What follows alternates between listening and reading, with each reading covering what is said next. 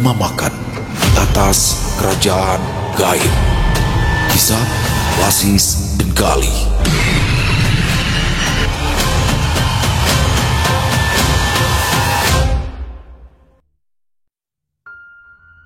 Pagi itu datang dengan sinar mentari yang hangat menembus celah-celah jendela, membangkitkan semangat yang semalaman tertidur.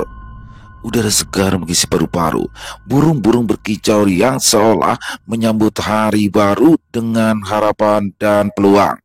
Langit membentang cerah, menandai awal yang penuh energi untuk menjemput mimpi dan menghadapi segala tantangan.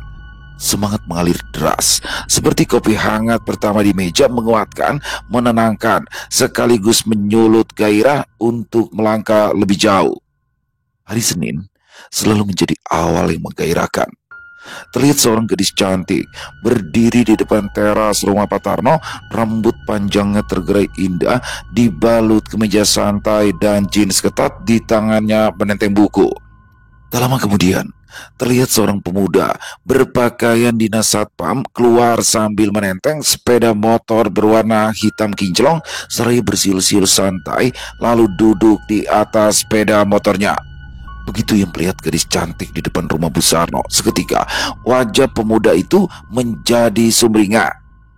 "Selamat pagi, Deratri," sapa Gali sesopan mungkin dengan senyuman terbaik terukir di bibirnya. "Hai, selamat pagi juga Mas Gali. Ih, gogo banget ya Mas Gali kalau lagi pakai seragam dinas. Mau berangkat ya?" Saut Ratri ramah dengan senyum manis yang membuat dunia Gali seakan percaya. "Iya Deratri, Masmu ini mau berangkat menunaikan tugas yang mulia. Deratri mau berangkat kuliah ya?" tanya Gali yang langsung duduk menegapkan badannya sambil mengelus-ngelus motor metik besar yang baru saja dibeli di kampungnya. "Iya Mas, Ratri ada kuliah pagi ini." Mas Gali antar ke kampus ya," saut Gali bersemangat. "Makasih Mas, udah terlanjur pesan ojol, sebentar lagi juga datang," jawab Ratri sopan. Baru saja Gali akan berkata-kata lagi, tiba-tiba saja ada seseorang yang naik ke jok belakang motor. Bukan seseorang, tapi dua orang. "Ayo Kang Gali, gaskan, nanti keburu terlambat kita," ujar Cecep yang sudah nangkring di bagian tengah di belakangnya. Wasis sudah duduk tidak nyaman karena posisinya yang paling ujung.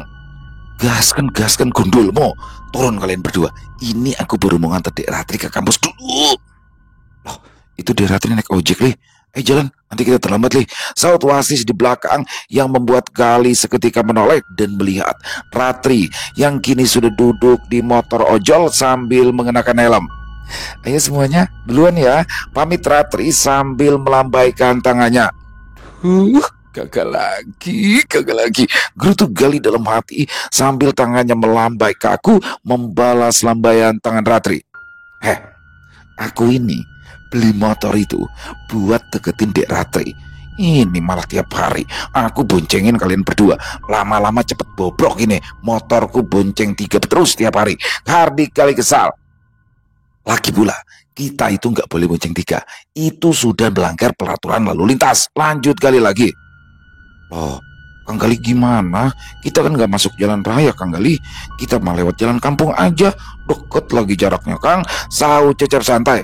"Ih, kamu itu jawab terus kalau dibilangin Cep," kata padiku. "Sebagai seorang anggota satpam, satuan pengamanan, kita itu harus bisa menunjukkan keteladanan berlalu lintas pada masyarakat sekitar." Hardik Gali lagi semakin kesal. "Lih, udah dong Lih, jangan ceramah terus. Jalan, keburu telat ini," saut Wasis di belakang. Ya, udah numpang gak sabaran kamu itu sis," gerutu Gali yang langsung tancap gas untuk menuju komplek perumahan tempat mereka bertugas. Sesampainya di tempat kerja, mereka pun langsung melaksanakan serah terima tugas jaga dari petugas jaga malam. Wasis yang memimpin serah terima tugas jaga itu memastikan situasi aman terkendali beserta barang inventaris lengkap. Setelah selesai, Wasis mulai mengecek buku mutasi dan kemudian menulisnya. Cecep mengecek layar CCTV memastikan setiap sudut komplek terasa aman, sedangkan Gali Dia segera menyingsingkan lengan baju, kemudian berdiri gagah di depan pos jaga, lalu berjalan pelan untuk menuju keran air yang berada di pojokan. Kemudian mengisi ember dengan air secukupnya, lalu ia mulai mengelap-ngelap sepeda motor kesayangannya dengan sepenuh hati sambil bersiul-siul riang. Tak lama kemudian, handphone milik Gali bergetar. Tanda panggilan masuk dan tertulis di sana nama Komandan Sugeng. Dengan sigap, Gali mengelap tangannya yang basah lalu berdiri dengan posisi tegak mengangkat telepon. "Selamat pagi, Komandan. Berita petunjuk, Komandan," ujar Gali dengan suara lantang. "Selamat pagi. Grup kamu tugas pagi hari ini kan?" tanya Komandan Sugeng di seberang telepon sana. "Siap, Komandan. Anggota lengkap 3 orang, saya, Wasis, dan Cecep. Situasi aman terkendali." "Oke, sekarang itu ada tugas khusus untuk kamu dan Wasis. Sekarang juga berangkat ke kantor pusat," perintah Komandan Sugeng. "Siap, Komandan. Perintah dilaksanakan, saya dan Wasis segera merapat," jawab Gali semangat. Gak usah berdua. Wasis saja. Tidak boleh sendirian. Cecep jaga di komplek itu." "Siap, Dan," jawab Gali lemas mengetahui ternyata hanya Wasis yang diperintahkan untuk berangkat ke kantor pusat. "Sis, kamu disuruh merapat ke kantor pusat sama Komandan Sugeng itu," ujar Gali kesal. "Kapan nih?" "Ya sekarang, Sis, masa bulan depan," jawab Gali sambil melanjutkan kembali mengelap-ngelap motornya. "Kunci motor mana? Sama STNK sekalian," ujar Wasis yang terlihat sudah mengenakan jaket dan helm. "Loh, kamu mau pakai motorku?" jawab Gali bingung. "Ya iya dong, Li. Masa iya aku jalan kaki?" sahut Wasis santai. "Ya naik ojek lah. Muarang kamu, si ireng ini baru aku mandiin. Wah, enak aja mau dipakai," gerutu Gali dengan mulut manyon.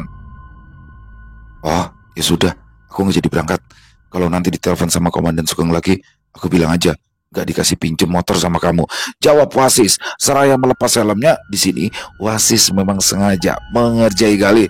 "Alah, kamu itu udah gede kerjaannya ngadu-ngadu," ujar Gali kesal sambil menyerahkan kunci motor dan STNK.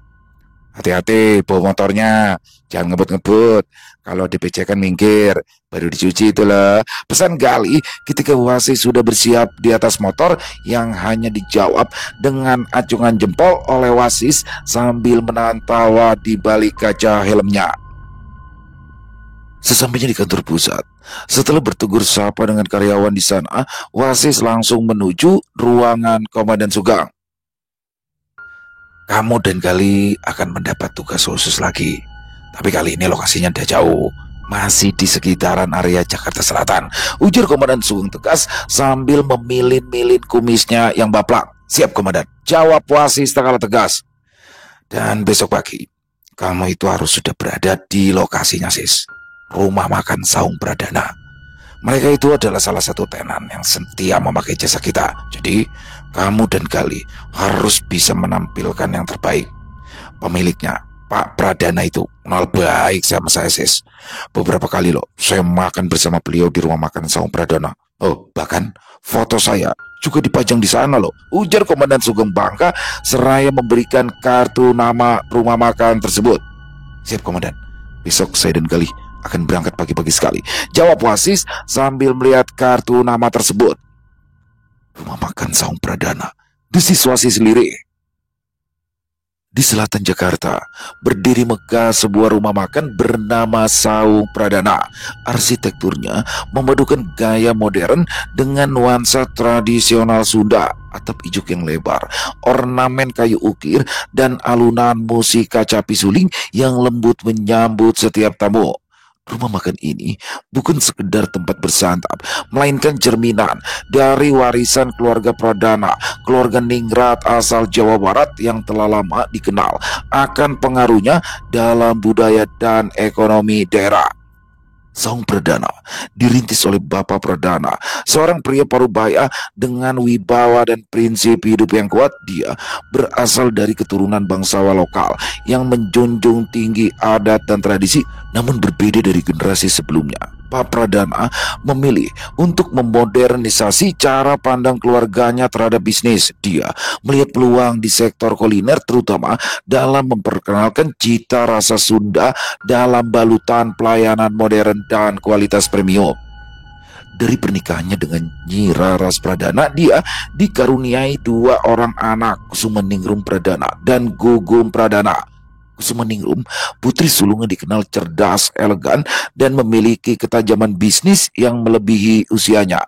Dia lulusan manajemen bisnis dari sebuah universitas ternama di kota Bandung, dengan pengalaman magang di restoran bintang 5 di Jakarta. Sedangkan adiknya, Gugum, lebih dekat dengan alam. Ia menempuh pendidikan di bidang pertanian dan lebih senang menghabiskan waktunya di lahan pertanian keluarga besar mereka di kota Garut.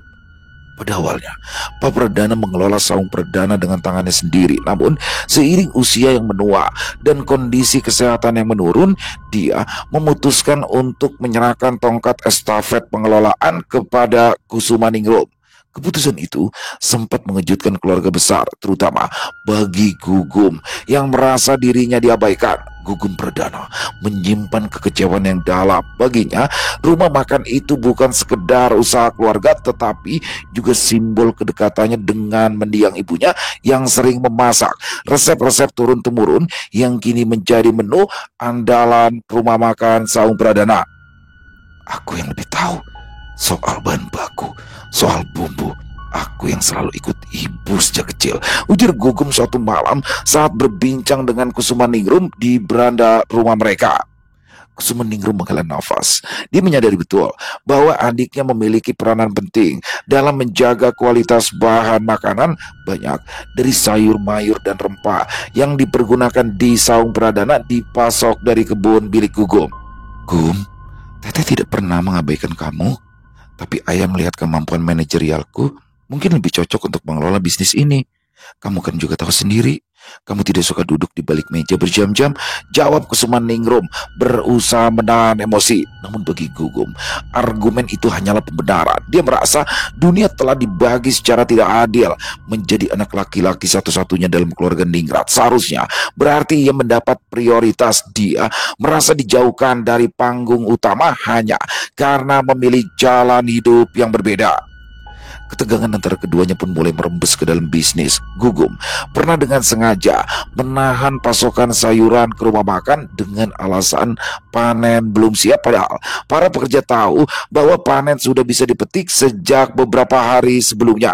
Di sisi lain, Kusumaningrum mulai mencari pemasok alternatif, meskipun tetap mempertahankan sebagian bahan dari kebun keluarga untuk menjaga cita rasa yang khas. Pak Pradana yang menyadari ketegangan antara kedua anaknya merasa sedih. Dia tidak menyangka keputusan bisnisnya itu akan memicu keretakan keluarga. Di suatu malam, ia memanggil keduanya ke ruang tengah yang penuh dengan ketenangan, dengan lukisan silsilah keluarga Pradana tergantung megah di dinding. Warisan keluarga bukan hanya sekedar harta ataupun bisnis, ujar Pak Pradana sambil menatap keduanya, tapi juga nama baik, persatuan, dan semangat untuk menjaga tradisi. Apa gunanya rumah makan besar kalau kalian saling bersaing dan menyakiti satu sama lain? Gugum menunduk. Ia merasa bersalah. Dia tahu dalam hati kecilnya ia hanya ingin dihargai. Di sisi lain, Kusumaningrum merasa lelah memikul semua beban bisnis sekaligus menjaga keharmonisan keluarga. Pada akhirnya, lahirlah sebuah keputusan baru. Saung Pradana akan tetap dikelola oleh Kusumaningrum, tetapi divisi bahan baku terutama pengadaan sayuran organik, beras, dan juga rempah akan menjadi tanggung jawab Gugum. Dia bahkan akan membangun sub-brand baru di bawah nama Saung Pradana yang fokus pada produk olahan pertanian khas Jawa Barat seperti sambal, keripik, dan minuman herbal. Keduanya sepakat untuk duduk bersama setiap bulan mengevaluasi kinerja dan strategi bersama-sama. Keputusan itu menjadi titik balik. Gugum menemukan kepuasan tersendiri saat produknya mulai dipajang di etalase rumah makan dengan label "Dari Kebun Pradana" oleh Gugum Pradana. Dia mulai bersemangat kembali, bahkan mengajak para petani lokal untuk berkolaborasi. Sementara itu, Kusuma Ningrum merasa lebih tenang karena tidak lagi harus menanggung semuanya sendiri. Tapi dalam hati kecil Gugum, dia tetap menyimpan ambisi untuk memegang rumah makan Saung Pradana suatu saat nanti. Di malam harinya, Wasis dan Gali sedang mempersiapkan apa saja yang diperlukan selama mereka bertugas di rumah makan Saung Pradana. Kang Wasis, kapan atuh Cecep diajak gabung jadi tim satuan khusus? Ujar Cecep di depan pintu kamar menatap nanar ke arah Wasis dan Gali yang sedang sibuk berbenah. Mungkin nanti ya Cep, kalau ada masalah yang lokasinya jauh dan butuh banyak petugas, kamu pasti diajak kok. Aku juga sudah bicara sama Komandan Sugeng, jawab Wasis sambil tersenyum. Oh, Kang Wasis mah nanti-nanti mulu. Kang Wasis ngegosing Cecep terus. Gerutu Cecep kesal. Elah kamu itu pakai istilah anak-anak zaman now, Cep. Udah, kamu itu tenang aja.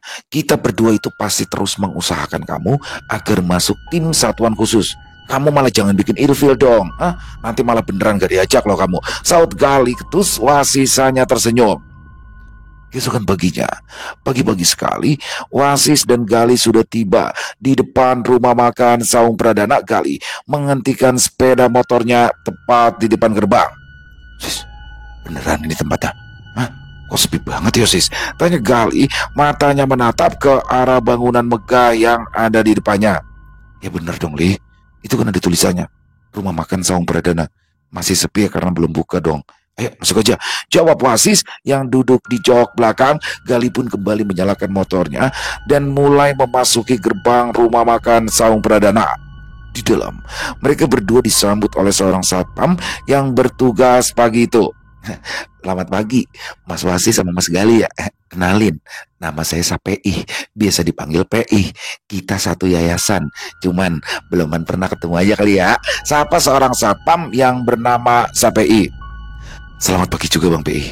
Perkenalkan, nama saya Wasis dan ini Gali rekan saya. Kami berdua diperintahkan oleh Pak Sugeng untuk beberapa hari ke depan bertugas di sini untuk mendampingi Bang PI, dan ini surat tugasnya, ujar Wasis seraya menyerahkan sebuah amplop berisikan surat tugas. Oke siap dah. Ya udah, kalau gitu kita langsung masuk aja yuk ke dalam. Udah ditungguin sama si bos, ujar Sapei setelah memeriksa surat tugas dari Wasis. Mereka berdua mulai memasuki rumah makan Saung Pradana dan berjalan untuk menuju lantai kedua di mana ruangan staf berada. Wasis mengedarkan pandangan ke sekitar. Suasana di sana terasa aneh. Astagfirullah, seru Gali kaget. Ada apa lagi? Tanya Wasis yang ikutan kaget. Itu Sis, itu, ujar Gali terbata-bata sambil menunjuk-nunjuk ke arah dinding rumah makan itu. Mukanya terlihat shock. Ada apa sih Li? Tanya Gali lagi, matanya mencoba mengikuti arah telunjuk Gali, tapi tidak menemukan apa-apa di sana. Itu Sis, itu di situ ada si kumis, ujar Gali lagi yang ternyata sedang menunjuk ke arah foto-foto yang terlihat berjejer di dinding rumah makan itu. Dan kemudian terlihat terpampang dengan jelas, salah satunya ada sebuah foto dalam ukuran besar Komandan Sugeng bersama Pak Pradana, sang pemilik restoran. Dalam foto itu Komandan Sugeng terlihat gagah dibalut baju safari dengan kumis besar di atas bibirnya. Kupikir ada apa sih? Sahut Wasis kesal. Itu dia koy-koyan banget. Lah, fotonya dipajang di sini. Kayaknya sis, ujar Gali ketus. Iya, emang Komandan Sugeng sering kemari. Dia suka makan bareng sama si bos. Akrab banget di rumahnya sama Pak Bos. Gagah banget ya komandan kita. Saut PI sambil menatap bangga ke arah foto itu. Ya, kagak apanya, serem ya, ujar Gali berbisik, takut ucapannya didengar PI. Kemudian mereka bertiga melanjutkan langkah menyusuri rumah makan Saung Pradana. Rumah makan bernuansa Sunda ini berdiri anggun di tepi jalan utama, memadukan unsur tradisional dan modern dalam desain arsitekturnya. Atap ijuk yang menjulang tinggi dipadukan dengan dinding kaca bening yang memantulkan cahaya pagi di pelataran. Deretan saung-saung kecil beratap rumbia tampak tertata rapi di atas kolam ikan yang jernih, lengkap dengan suara gemericik air dari pancuran bambu yang terus mengalir. Meja dan kursi kayu jati berlapis pernis mengkilap masih kosong, tersusun rapi menanti para tamu yang datang. Aroma khas daun pisang yang mulai dipanaskan untuk persiapan menu hari ini samar-samar tercium dari dapur terbuka di bagian belakang, di mana seorang pegawai mulai menata bahan masakan dengan cekatan. Angin pagi membawa serta semerbak wangi dedaunan dan aroma kopi yang baru diseduh dari ruang staf, tempat para karyawan berkumpul sejenak sebelum mulai aktivitas bekerja. Suasana tenang, hanya terdengar suara burung dan gelegak air di kolam saung perdana. Meski belum membuka pintu untuk pengunjung, tapi telah memancarkan kehangatan dan keramaan khas budaya Sunda yang siap menyambut setiap tamu dengan senyum dan cita rasa. Sesampainya mereka bertiga di depan sebuah ruangan, Bang Sapei mengetuk pelan pintu itu, lalu terdengar jawaban. Masuk. Suara itu terdengar halus dan raba, membuat cuping hidung Gali bergerak-gerak pelan. Suaranya merdu banget, sis. Suaranya aja merdu, apalagi orangnya. Pasti cantik poles, sis, ujar Gali berbisik. Ngomong apa sih kamu, Li? Sahut Wasis kesal. Selamat pagi, Bu Bos. Ini Mas Wasis sama Mas Galinya udah datang, Bu, ujar Sapei setelah ia membuka pintu ruangan. Oh ya, silakan duduk, sapa seorang wanita cantik yang duduk di meja kerja. Ya, wanita itu adalah Kusuma Ningrum, wanita berusia 27 tahun yang memancarkan kecantikan alami sekaligus wibawa. Wajahnya oval dengan kulit putih bersih khas perempuan Sunda, dihiasi sepasang mata teduh yang memancarkan ketegasan sekaligus kelembutan. Rambutnya panjang dan hitam legam. Seringkali ia sanggul rapi saat sedang sibuk di dapur atau mengawasi para karyawan. Dengan tinggi semampai dan pembawaan anggun, Kusuma Ningrum tak hanya menarik secara fisik, tapi juga memikat lewat cara bicaranya yang tenang dan penuh dengan perhitungan. Sebagai pengelola rumah makan Saung Perdana, Kusuma Ningrum adalah sosok yang sangat disegani. Dia anak sulung dari Bapak Pradana, pendiri rumah makan tersebut.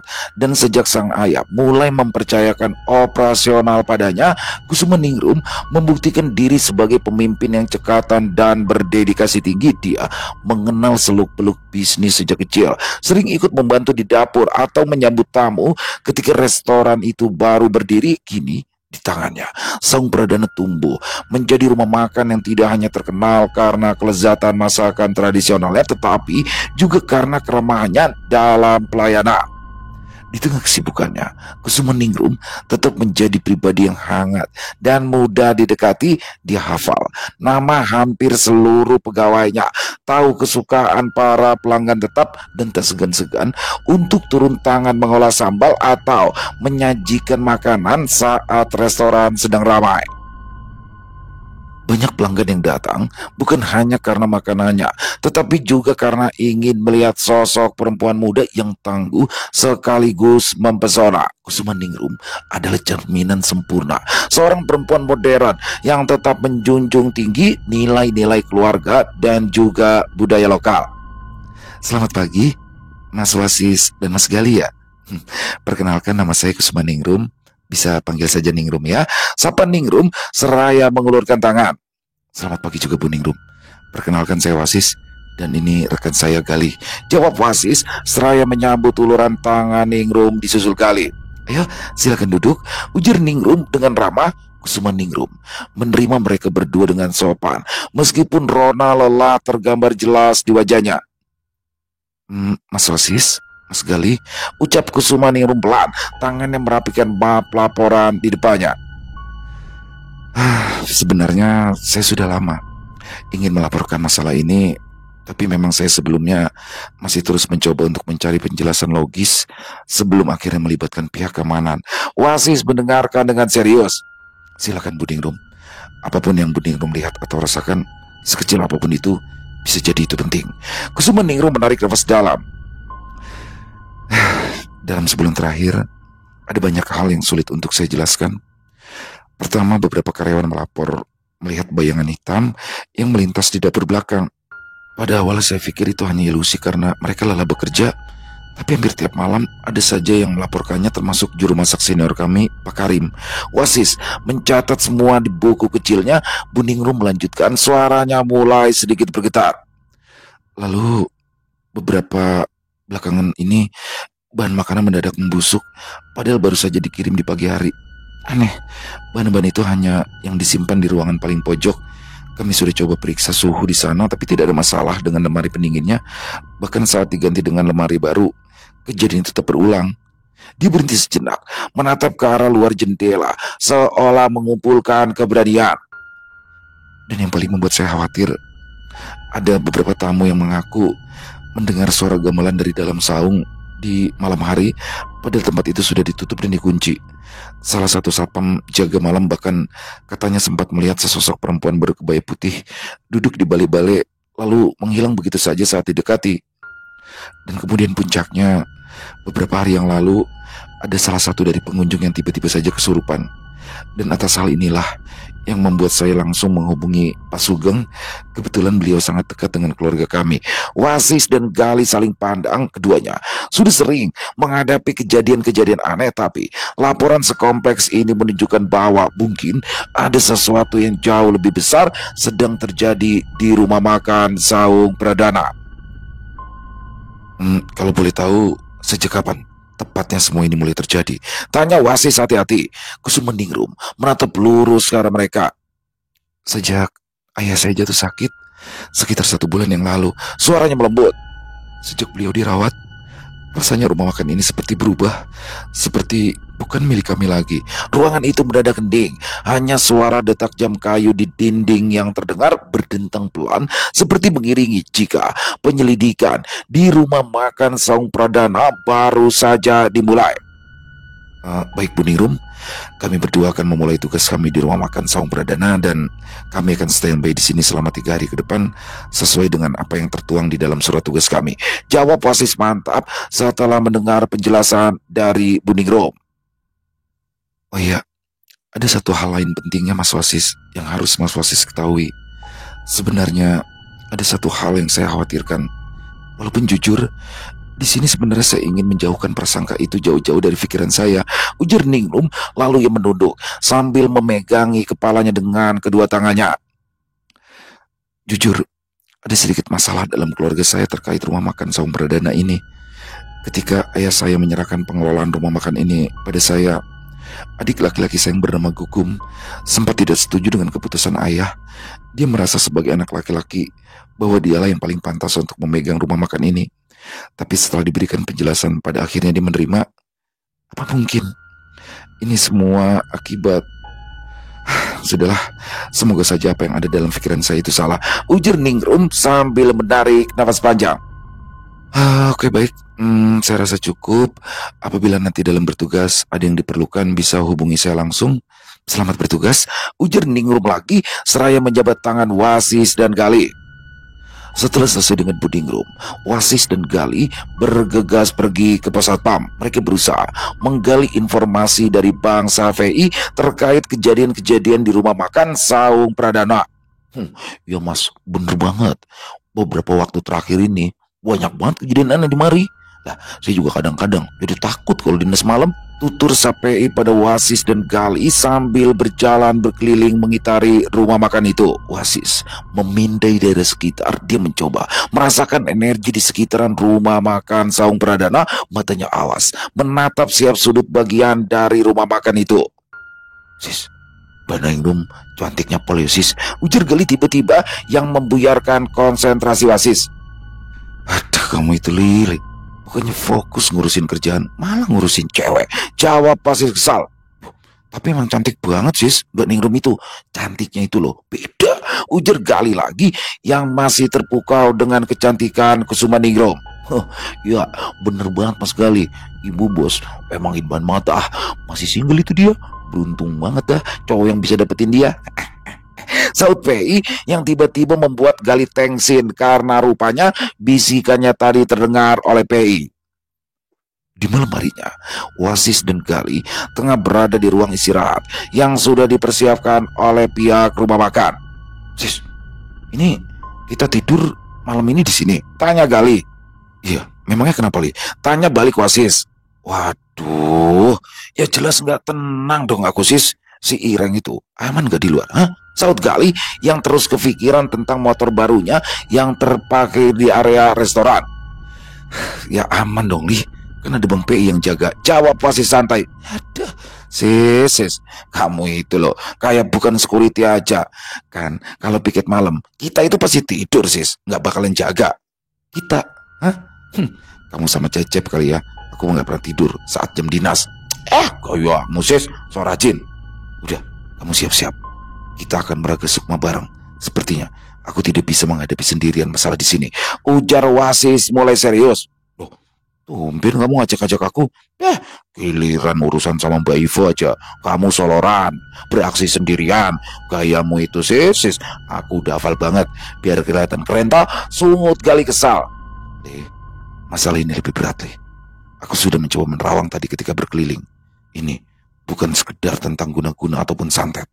Rumah makan ini ternyata berdiri di atas sebuah kerajaan gaib yang sepertinya tidak terima dengan aktivitas yang berjalan di sini.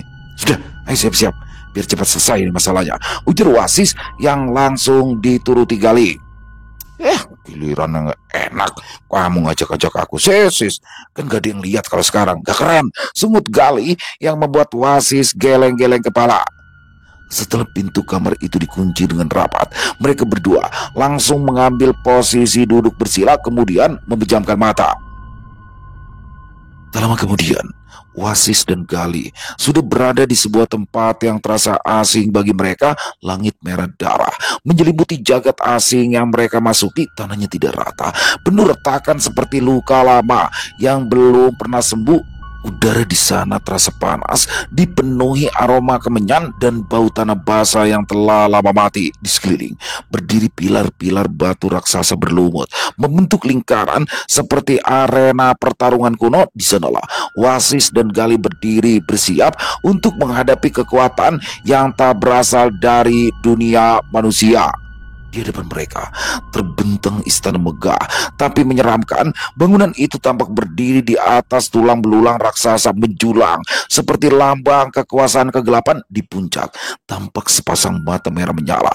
Sesosok makhluk tinggi besar turun dari singgasananya, berkulit kelam, matanya bagi bara api dengan dua tanduk melengkung dari dahinya. Dialah Ratu Prameswara, penguasa kerajaan gaib Palanggatan yang berdiri tepat di bawah pondasi rumah makan Saung Perdana. Kalian manusia berani-beraninya masuk ke wilayah kami tanpa izin. Suaranya menggema seperti dentang gong di dalam kepala mereka. Siapa yang sudah berani mengutus kalian? Wasis melangkah ke depan, tatapannya tajam. Di tangan kanannya sudah tergenggam erat pedang gaib sukma geni yang berkilau merah dan menyala seperti bara hidup. Kami berdua datang bukan untuk menantang, tapi kami datang untuk meminta baik-baik. Hentikan segala gangguan kalian pada rumah makan milik Kusumaningrum. Rumah makan Saung Perdana dibangun dengan jeripaya manusia, bukan untuk diinjak-injak oleh amarah masa lalu kalian. Ratu Prameswara menyeringai, menampakkan deretan gigi tajam seperti duri tombak. Pradana, tua bangka itu membangun rumah makan di atas singgasana kami, dan kami hanya menuntut wilayah kami kembali. Dan kalian, manusia-manusia remeh, tak bisa menghentikan kehendak para leluhur. Kakek cangkem, sis, saut Gali sambil menghunus tombaknya. Tombak pamor lurus, bilanya perak dengan guratan cahaya seperti aliran sungai. Ayo sis, sikat aja, kelamaan. Teriakan perang menggema dari balik gerbang istana. Muncul puluhan makhluk gaib berwujud campuran binatang dan manusia bertaring bersayap, membawa senjata dan juga besi hitam. Mereka membentuk barisan mengepung Wasis dan Gali. Tanpa ragu, Wasis menerjang lebih dulu. Pedang gaib Sukma Geni berpendar, membentuk lidah-lidah api yang mengelilingi tubuhnya. Dia menebas satu makhluk dengan satu sabetan kuat. Tubuh lawannya langsung terbakar dan lenyap menjadi abu. Gali menari di antara serangan. Tombaknya menusuk dan menghentikan gerakan musuh dengan satu tusukan presisi di antara dua tulang rusuk. Mereka bertaruh bukan hanya dengan tenaga, tapi juga jiwa. Dua makhluk bersayap melesat ke udara, lalu menukik cepat ke arah Gali. Gali melompat ke arah samping, memutar tubuh dan menancapkan tombak pamor lurus tepat ke arah dada salah satunya. Yang lain berhasil menebas punggung Gali, tapi hanya sedikit darah yang keluar. Tubuhnya telah dilapisi pagar gaib dari doa-doanya. Di sisi lain arena, Wasis tengah dikepung oleh tiga makhluk besar bertubuh cadas. Salah satunya menyerang dari atas, mengayunkan kapak raksasa, tapi Wasis membungkuk cepat lalu memutar dan menebas kaki makhluk itu hingga ambruk. Dengan teriakan keras, dia melompat menghujamkan pedang gaib Sukma Geni ke arah dada makhluk itu, menciptakan ledakan api kecil yang melempar dua makhluk lainnya. Ayo Li, kita harus segera hancurkan singgasananya, seru Wasis. Gali mengangguk. Mereka berdua mulai menerobos ke tengah arena, menuju ke tempat Ratu Prameswara berdiri. Sang ratu kini berdiri dari tahtanya, lalu mengangkat tangan. Dari tanah muncullah ular raksasa berwarna kemasan dengan mata menyala hijau. Lidahnya menjulur lalu meraung. Suaranya mengguncang seluruh tempat. Rasakan murka dari Palanggatan, teriak sang ratu. Ular itu melesat dengan cepat ke arah Wasis dan Gali dengan sigap. Gali melompat ke punggung ular, menusuk sisiknya dengan tombak, membuatnya melengking dan menggeliat liar. Wasis melesat dari samping, menusuk bagian bawah rahangnya dengan pedang gaib Sukma Geni. Percikan api dan darah hitam muncrat. Ular itu menggeliat keras sebelum roboh dan meledak menjadi kabut hitam. Ratu Prameswara meraung marah. Ia turun dari tahtanya sendiri, menghunus senjata pusaka kerajaan, sebuah tombak kembar bermata tiga yang berdenyut seperti jantung. Kalian memaksa, maka kalian akan menerima kematian dari tanganku sendiri. Dia menyerang. Gerakannya sangat cepat seperti kilatan petir, tapi Wasis sudah bersiap menangkis serangan pertama dengan pedang gaib Sukma Geni. Dentuman energi menyebar ke seluruh arena. Gali datang dari samping, menusuk pinggang sang ratu, tapi tombak pamor lurus memantul dari kulitnya. Sis, dia dilindungi. Tubuhnya keras banget, kayak besi kawung. Biar aku pecahkan, saut Wasis. Wasis segera melafalkan mantra. Dia menyalurkan energi pukulan andalannya ke arah pedang gaib Sukma Geni. Perlahan-lahan tangan kanan Wasis, mulai dari batas siku sampai ke telapak tangannya, memancarkan sinar kuning kemasan yang perlahan-lahan mengalir ke pedang gaib Sukma Geni. Wasis menatap sang ratu dengan tatapan tajam, lalu diawali dengan satu teriakan keras. Wasis menggembor menerjang Ratu Prameswara. Tombak sang ratu ditangkis, lalu ditebaskan pedang Sukma Geni ke arah dadanya. Selarik sinar kuning kemasan yang menyilaukan mata menebas dada sang ratu. Kali ini kulit keras itu terbelah, terbakar dan meledak dari dalam. Sang ratu menjerit. Tubuhnya retak seperti tanah kering, lalu runtuh menjadi pecahan obsidian hitam yang telah membatu. Semua makhluk yang tersisa di sana berhenti bergerak. Istana Palanggatan mulai runtuh, tanahnya berguncang. Ayo Li, cepat, kita harus segera pergi, teriak Wasis. Mereka berdua berlari.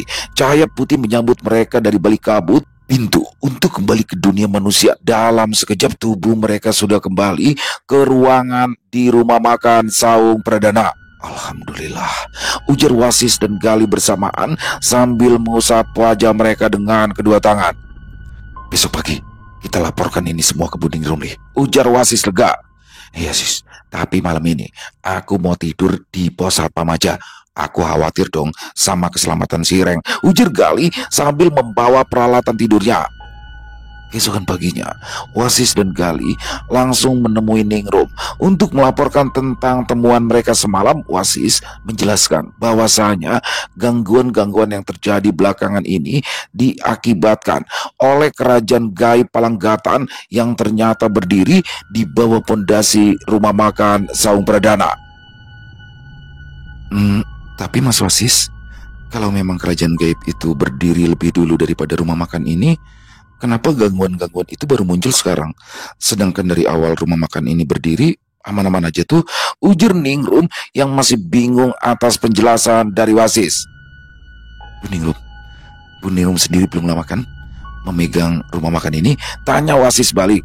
Iya betul, sebelumnya ayah saya yang langsung mengelolanya. Itulah Bu Ningrum, selama ini Pak Pradana mampu meredam segala bentuk gangguan itu dari kerajaan gaib Panggatan. Tapi sayang, beliau tidak memberitahukannya kepada Bu Ningrum perihal masalah ini pada saat serah terima. Ketika Pak Pradana sudah mulai jarang datang ke sini, disitulah kekuatan kerajaan gaib itu semakin meningkat dan mulai melancarkan gangguan-gangguan di sini. Jelas Wasis panjang lebar.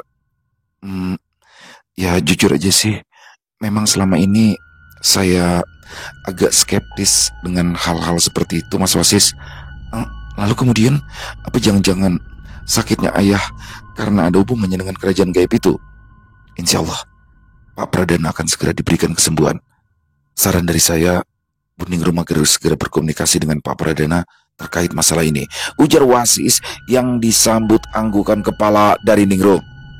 Alhamdulillah, jadi sekarang benar-benar sudah aman ya, Mas Wasis, ujar Ningrum setelah mendengarkan apa yang baru saja dipaparkan oleh Wasis, bahwasanya gangguan yang ada di rumah makan Saung Pradana bukanlah berasal dari santet ataupun guna-guna, melainkan rumah makan Saung Pradana berdiri di atas kerajaan gaib yang merasa terusik dengan aktivitas yang ada di sana. Pantas tadi pagi saya masuk ke sini auranya sangat berbeda dengan kemarin. Alhamdulillah, saya sempat berpikir macam-macam terhadap adik saya sendiri, tapi ternyata itu hanya perasaan saya saja, ujar Ningrum lagi sambil menghela nafas panjang. Semoga saja ke depannya tidak ada lagi gangguan dan rumah makan Saung Pradana akan semakin berkembang di bawah Bu Ningrum, ujar Wasis sambil tersenyum diamini oleh Sumaningrum.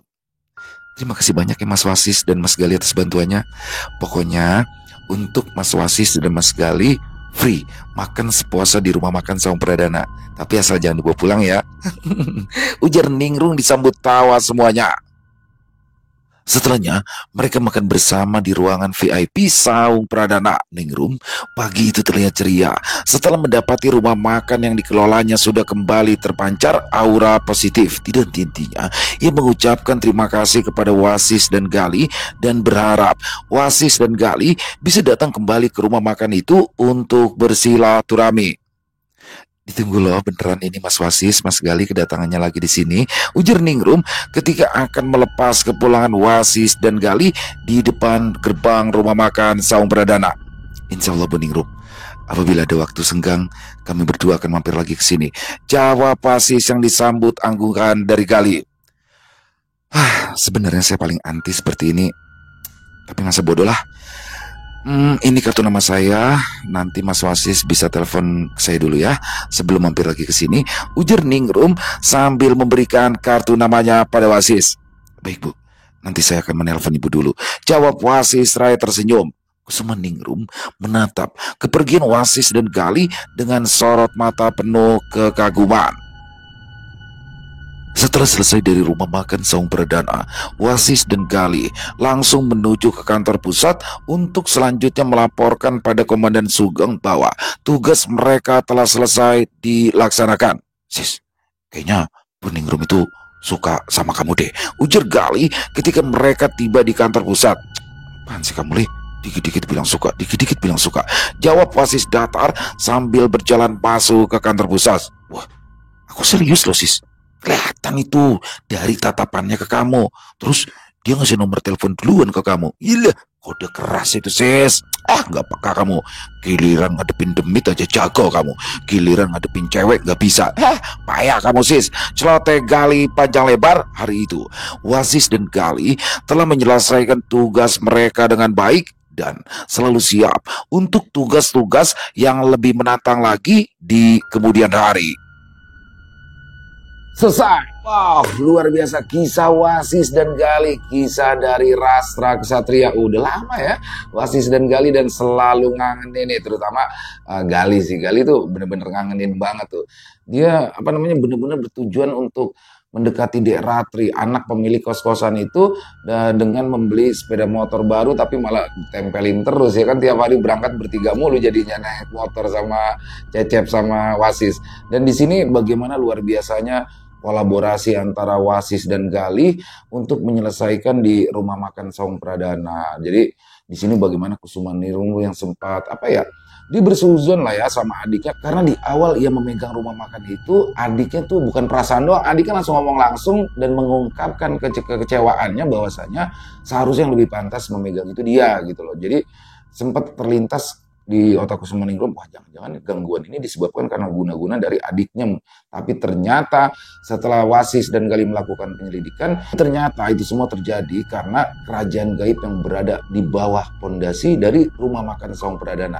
Tapi yang saya suka ya dari kisah-kisahnya Rastra Ksatria di sini adalah bagaimana dijelaskan ya detail bahwasanya kenapa sih kok baru sekarang gangguannya gitu. Kusumaningrum juga kan orang yang skeptis, nanya kenapa baru sekarang sedangkan dari dulu aman-aman saja. Ternyata kalau dulunya itu Pak Pradana sudah tahu bahwa di situ ada kerajaan gaib dan mungkin dengan kekuatannya atau dia bisa bernegosiasi dengan sosok Ratu Prameswara itu sehingga rumah makan itu berjalan dengan lancar. Tapi setelah serah terima kepada Kusumaningrum anaknya, di sini Pak Pradana tidak menyampaikan hal itu dan kemudian Pak Pradana jatuh sakit sehingga dia udah jarang lagi tuh karena dia tinggalnya di Jawa Barat, udah jarang naik ke situ. Disitulah eksistensi daripada kerajaan gaib ini kembali meningkat sehingga memunculkan gangguan-gangguan. Wah luar biasa sekali. Dan di sini apakah sakitnya Pak Pradana itu disebabkan karena kerajaan gaib itu? Saya jujur jadi agak berharap nih agar ada kelanjutannya antara hubungan Wasis dengan keluarga besar Pak Pradana nih. Jadi keluarga Ningrat asal Jawa Barat ini supaya apa ya lebih seru lagi. Dan di situ bagaimana Komandan Sugeng itu fotonya ada tuh di rumah makan itu. Gali kesel banget. Overall kisahnya keren banget. Untuk kisah Wasis dan Gali selalu menjadi favorit kita semua. Dan terima kasih kepada Mas Rastra Ksatria atas kisahnya yang luar biasa. Ditunggu lagi untuk kisah Wasis dan Galinya, jangan kelamaan dong ya kan. Jadi apa namanya biar lebih seru lagi. Dan semoga kisah barusan bisa menghibur teman-teman semua para pecinta penikmat horor misteri, lebih khususnya lagi kepada para subscriber dari channel Ilo Bercerita. Dan mungkin buat teman-teman yang punya pendapat lain, yang punya komentar lain tentang kisah barusan, bisa menuliskan di dalam kolom komentar ataupun hanya sekedar saling menyapa, silakan. Insya Allah kami akan menjawab satu persatu. Buat teman-teman yang suka dengan videonya, bisa diklik tombol like atau tombol jempolnya, boleh juga dibantu di-share ya link videonya ini ke teman-teman yang lain agar teman-teman lain juga ikut terhibur.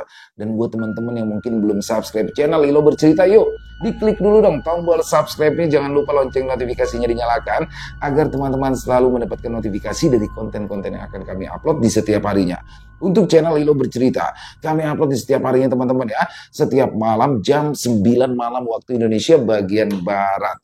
Dan oh ya, buat teman-teman yang mungkin punya kisah horor misteri ya, yang diangkat dari kisah nyata yang berdasarkan pengalaman pribadi, apabila mungkin berkenan untuk dibawakan di channel kami, silakan bisa mengirimkannya ke nomor telepon kami yang ada di sini. Bebas, kirimannya boleh dalam bentuk tulisan, boleh dalam bentuk rekaman suara, senyamannya teman-teman aja. Dan buat teman-teman yang sudah mengirimkan kisah, kami ucapkan terima kasih. Buat teman-teman yang sudah mengirimkan kisah tapi belum sempat untuk dibawakan, harap bersabar ya, karena harus melalui proses penggarapan terlebih dahulu. Dan di akhir kata, saya Ilo mengucapkan permohonan maaf apabila mungkin dalam pembawaan kisahnya barusan ada kata-kata saya yang salah ataupun ada kata-kata saya mungkin yang kurang berkenan. Saya mohon dibukakan pintu maaf yang seluas-luasnya. Sampai berjumpa lagi di konten-konten kami selanjutnya yang pasti tidak kalah serunya, pasti tidak kalah horornya. Masih bersama saya Ilo di channel Ilo Bercerita. Salam sehat selalu untuk kita semua. Wassalamualaikum warahmatullahi wabarakatuh.